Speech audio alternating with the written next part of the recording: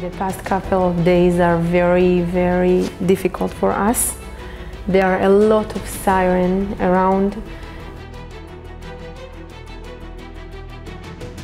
When Yoel was called, I started crying. I could not stop my tears, but I know that I have to let him go to the army. He knows that this is the mission now. Me and the kids will help you all the way to do what we have to do. Yoel is just a student for building engineering.